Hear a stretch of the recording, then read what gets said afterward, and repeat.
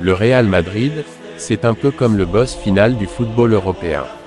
Toujours là, toujours prêt à soulever des trophées, avec une arrogance naturelle qui dit « la Ligue des Champions ». C'est chez nous. Mais comment ce club est-il devenu cette machine à gagner?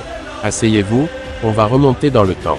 Les débuts, on s'appelle Madrid FC, ça claque déjà, 1902 à 1920 s.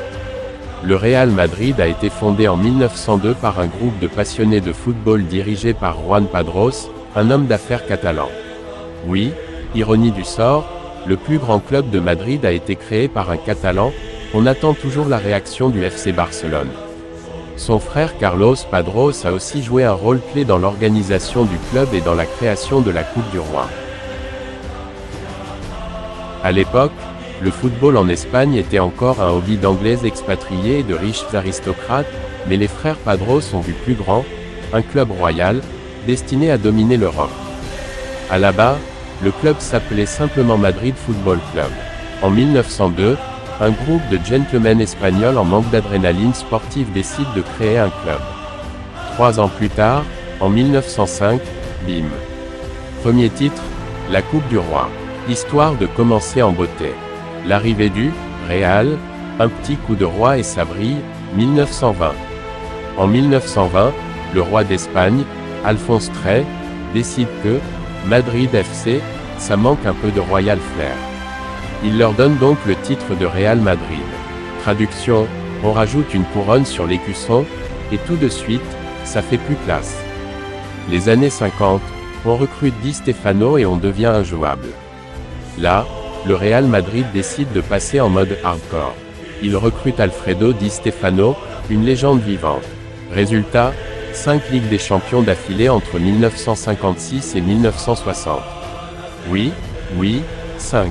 C'est comme si ton pote gagnait 5 fois de suite au Monopoly sans tricher. Le stade Santiago Bernabéu, on agrandit la maison, 1947. En 1947, le club inaugure son temple, le Santiago Bernabéu, du nom de son président mythique. À chaque rénovation, le stade devient plus impressionnant. Aujourd'hui, il a un toit rétractable et un écran 360 degrés, comme si le foot avait besoin d'effets spéciaux Marvel. Les maillots, toujours blancs, toujours classe. Depuis le début, le Real joue en blanc. Pourquoi? Parce que le blanc, c'est synonyme de pureté, ou peut-être pour bien voir la sueur des adversaires. Seuls quelques détails changent au fil des décennies, col rond, col en V, rayures Adidas, mais jamais de révolution. L'hymne, à la Madrid y nada más. L'hymne officiel, à la Madrid y nada más, est sorti en 2014. Oui, aussi tard. Avant ça, le club avait d'autres chants, mais aucun n'était officiel. Aujourd'hui, quand il retentit au Bernabéu, c'est un peu comme un cri de guerre avant un combat épique. L'ère galactique, on empile les stars comme des Pokémon légendaires, 2000 s. Dans les années 2000, Florentino Pérez décide que le Real Madrid doit être un club de stars. Il recrute Figo, Zidane, Ronaldo, le vrai, Beckham, une équipe qui ressemble plus à un casting de film hollywoodien qu'à un club de foot. Résultat, beaucoup de spectacles, des pubs incroyables, et des titres aussi.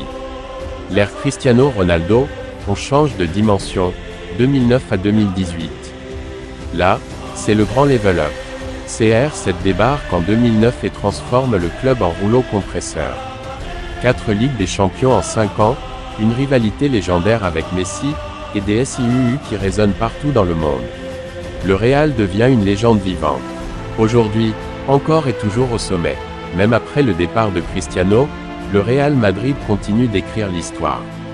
Benzema, Vinicius, Bellingham, peu importe les joueurs, une seule chose reste immuable, le Real Madrid ne joue pas pour participer, il joue pour gagner. Et toi, t'as déjà rêvé de soulever une Ligue des Champions avec eux ou tu préfères admirer de loin? Écris dans les commentaires et n'oubliez pas de vous abonner. Le Real Madrid, c'est un peu comme ce pote qui gagne toujours au Uno, même quand tu penses l'avoir piégé. Niveau statistique, le club est un monstre absolu. Voici quelques chiffres qui vont te rappeler pourquoi ils sont les patrons du football. On n'a plus de coupe qu'un coiffeur. La Liga, 35 fois champion d'Espagne, les autres clubs jouent pour la deuxième place. Ligue des champions, 14 fois vainqueurs, c'est leur tournoi, ils prêtent le trophée de temps en temps. Coupe du Roi, 20 trophées, pour montrer qu'ils savent aussi gagner sans la barre. Supercoupe d'Espagne, 13 victoires, histoire de commencer la saison avec un petit trophée. Supercoupe de l'UEFA, 5 fois vainqueur, pour rappeler aux autres champions d'Europe qui est le boss. Coupe du monde des clubs, 8 titres, ils vont au mondial plus souvent que certaines nations. Ballon de football but, on marque plus que Cupidon.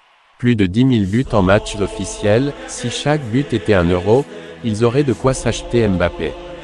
Cristiano Ronaldo, 451 buts en 438 matchs, il a mis plus de buts que certains clubs en une décennie. Raoul, 323 buts, le prince avant que CR7 devienne le roi.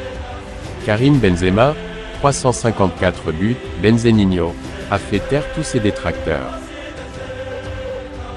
Le 1000 joueurs légendaires, un Hall of Fame sur pattes. Di Stefano, le premier GOAT du club. Zidane, à la fois joueur de génie et entraîneur en mode, Ligue des Champions. Easy. Cristiano Ronaldo, l'homme qui a transformé la Ligue des Champions en son jardin.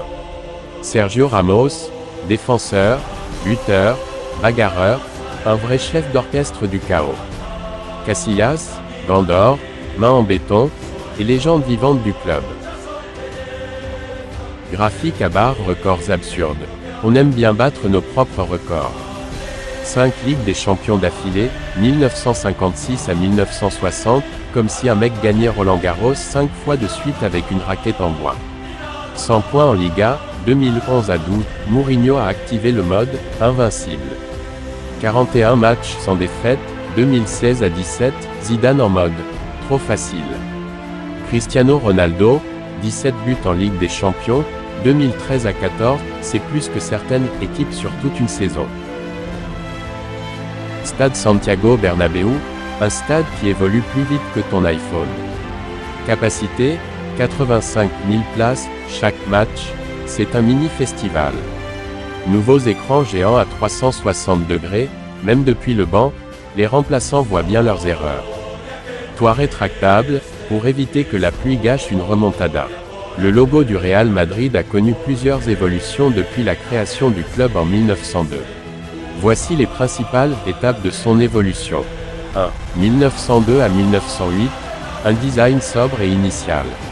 Le premier logo du club était une simple combinaison des lettres M, C et F entrelacées, représentant Madrid Club de football, sans couronne ni couleur particulière. 2. 1908 à 1920, un monogramme plus stylisé. Les lettres deviennent plus arrondies et artistiques, formant un cercle harmonieux. 3. 1920 à 1931, ajout de la couronne royale. En 1920, après l'octroi du titre « Real » par le roi Alphonse XIII, une couronne royale est ajoutée au sommet du logo, marquant le début de l'identité actuelle du club. 4. 1931 à 1941, suppression de la couronne sous la Seconde République. Avec l'abolition de la monarchie et l'instauration de la République espagnole en 1931, la couronne est retirée.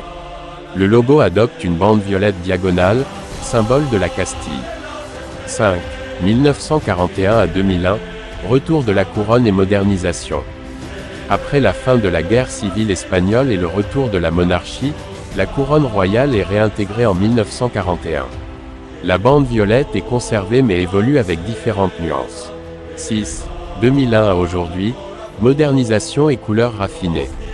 Le logo est légèrement modifié en 2001, avec une finition plus élégante et des couleurs modernisées. La bande violette devient bleue pour mieux correspondre à l'identité du club. Ce design est resté quasiment inchangé depuis. Le logo actuel du Real Madrid est l'un des plus iconiques du football, symbolisant l'histoire, le prestige et le succès du club. Bref, si le football était une série Netflix, le Real Madrid serait la meilleure saison. Quel est ton moment préféré dans leur histoire ?